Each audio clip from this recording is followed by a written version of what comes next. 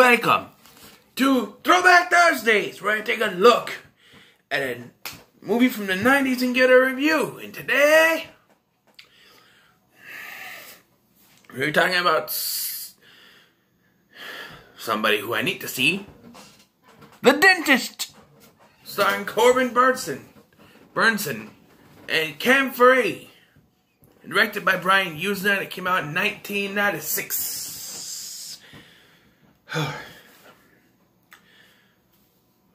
Oh, this movie. This movie. Again, I said, this movie. If you got a problem if you got bad teeth or got a problem with the dentist and just don't like the sound of it, don't watch this movie. As you can see, I don't have the best teeth.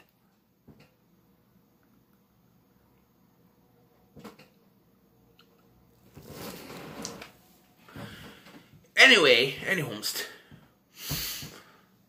so this film follows the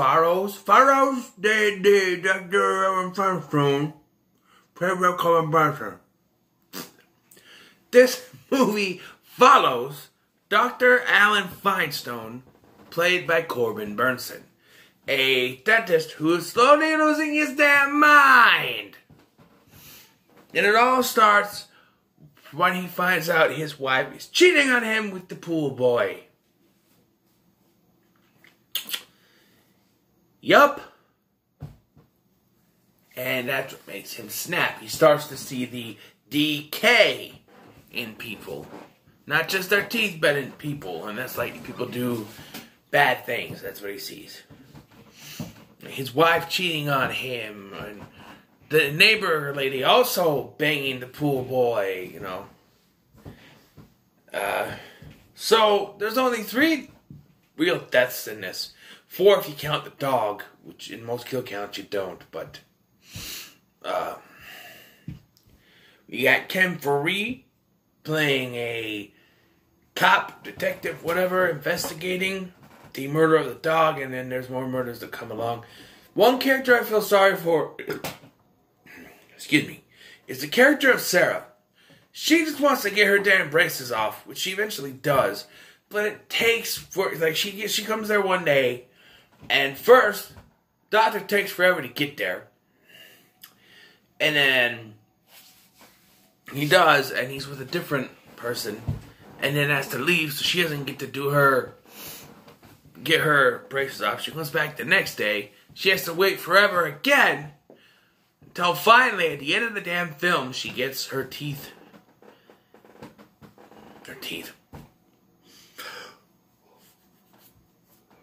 She gets her teeth removed. No! Braces removed. Yes, I come here to get all my teeth removed. Just take them all out. Dude, take them all out. No, so yeah, so Brian Yuzna. You quit?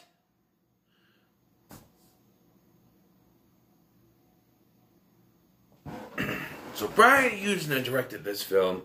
He also directed Society, which I thought was pretty good. And this one, I don't know if it's a good movie. It's not better than Society. I think Society, that ending in Society got me more than this one. It's just... Okay, so one of the biggest problems this film has is the foreshadowing. Or flat out telling you what's going to happen, because it has that trope in films where it starts with showing our main character like somewhere, and then where it shows you that he's in a mental institution, and then he starts telling the story of what happened, and you get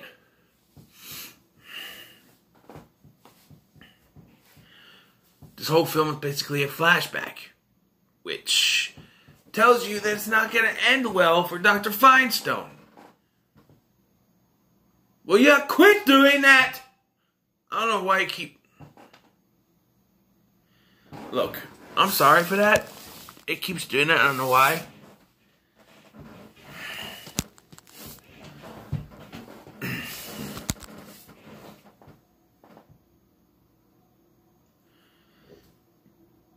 That's better, I guess. But...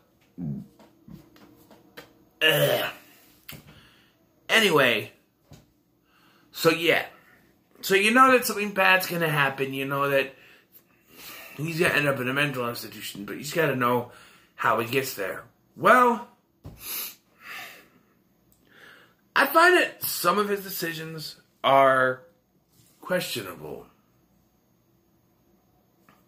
Like, he kills the pool boy, but not his wife. He just messes with her teeth. Takes them out. He decides, like, he's cleaning his neighbor's teeth. Paula is her name. And as soon as she starts talking about Matt the pool boy, he starts destroying her teeth. There's a scene in which he has this woman who's a model, who, by the way, Mark Ruffalo is in this. He plays the lady's agent. She's a model, I guess. And, yeah, his character really isn't doing anything noteworthy other than yell at him. I'm sitting there going, don't get angry, you turn to the Hulk. Which I think the MCU forgot that the Hulk is about becoming angry, but I don't know.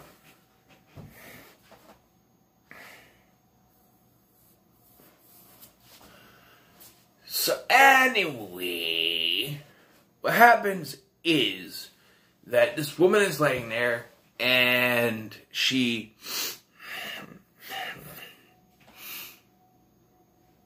gassed, she's out of it. And so Firestone starts to feel her up and like takes off her pantyhose. Well, he hallucinates that it's his wife, so he starts to get all gropey with her. And then when the hallucination of the wife mentions the pool boy, he starts to choke her. But then the laughing gas wears off or runs out. And to cover his ass, he pulls off the... Why he doesn't just try to put the pantyhose back on? Maybe it's a little too complicated and she'll feel it, but he just takes the rest of the pantyhose off. Tells the agent that she had an allergic react or some kind of reaction to the gas. But he comes back later when they figure out exactly what happened. Punch him in the face. So the dog. Let's talk about the dog. He goes home to see his, wife with the pool boy, but he catches Paula with the pool boy, and her dog gets loose, and he shoots the dog in self-defense. This brings the cops, so they go to Alan's house, and they ask him if he has any guns. Alan says no. For them to immediately check the registration records and find out he does have a gun. Why the fuck didn't you check the registration records first? Because then you could have called him out on it when they say he doesn't have a gun. And you can say, oh, well, it says here you're registered through this, and this. And this so. Then there is the character of Goldblum. Not Jeff Goldblum. No. He's played by Earl Bowen. He may know from the Terminator franchise as Dr. Silverman. Here, he's a tax man, basically. And he basically extorts him. Says, hey, you give me free dental work, and I'll just, forget about your tax evasion, basically. But the way he does this is he interrupts Sarah as she's going in to get her braces off, and so then she has to wait again, because he's a dick. He gets what's coming to him, no. I think out of all the deaths in this film, he's the only one that technically he doesn't die, because technically we see him still alive later. So, but whatever he got, he deserved, because he's a dick, and he was trying to extort him. I mean, Finestone's a nuthead, but still. And we get... There's an opera motif to this, where he makes an opera room, and then he goes after his wife. And, like... So, there's a scene that had me curious, as if he knows his wife is doing this. He calls her on the phone and talk about their... And she's talking to him about their, anniversary, and she's smoking when she's on the phone. And I'm thinking, a dentist wouldn't allow his wife to smoke, so does he know about this? Because he's a very anal dentist. You know what that means. Like, every little thing about the teeth, he's very picky. You know? So a guy like that wouldn't allow his wife to smoke, knowing that the tar would mess with the teeth. So I feel like maybe she's doing that behind his back and he doesn't know it. It's just something that crossed my mind, like, especially with the rest of the film, the way he acts towards when people aren't treating their teeth right. I think maybe he doesn't know she's doing that. Just my guess. The gore effects in this film are great. Half the time I couldn't look at the damn screen, though, because once it starts going for the teeth, I have to look the other way, and then you just see the... It's like, no! So maybe sitting there going, if you knew that was going to happen, Scotty, why did you review this? Well, the real story about this is I had no idea what movie I was doing today, so I went to Crackle, and because I just woke up, I couldn't read a damn thing. I was just like... So I went to Vudu, which the print is a little better, I guess, and I was looking like what am I going to look? I need a 90s movie. I'm like, let me go to horror section, because 90s horror, I need to look for my 90s horror list anyway. And I found this, I'm like, The Dentist. You know, Demi James, he did a kill count on this. I should watch this. And I watched the kill count after it again. I already seen it, the kill count, but just to watch this up close. Yeah, it's polarizing, much like Carrie. The whole opera thing, the way he has these hallucinations that make it feel like it's a dream state, like he's in a dream state. It's all very surreal, and I kind of like it. I don't think it's as good as, Society, but I think it's pretty good. Corbin Bernsen's performance is great, and Ken Furry, he's not in it much, but he's good. And I think that most of the performances in this film are great, especially from the assistants, whose name, Jessica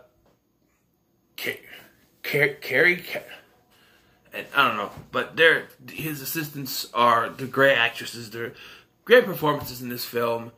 I think it's one of the better horror films of the 90s. I don't know if it'll make my list, because usually first time watches, Candyman's gonna make my list. I'll just tell you that, because it's, it's a legend. But yeah, so I'm gonna give it a 7, because I enjoyed it, but it's when it came out the same year as Scream, and I think this was before Scream, because I think this was when horror was in decline and Scream came along the same year. I think it came out before Scream, so it's not at the best point in the 90s, but it's still a great film, so a 7 is what I'm going to give it. What are your thoughts on The Dentist? Let me know in the comments below. Make sure to like, share, and subscribe. Thank you for watching. I've been Scotty. I'll see you in the next one.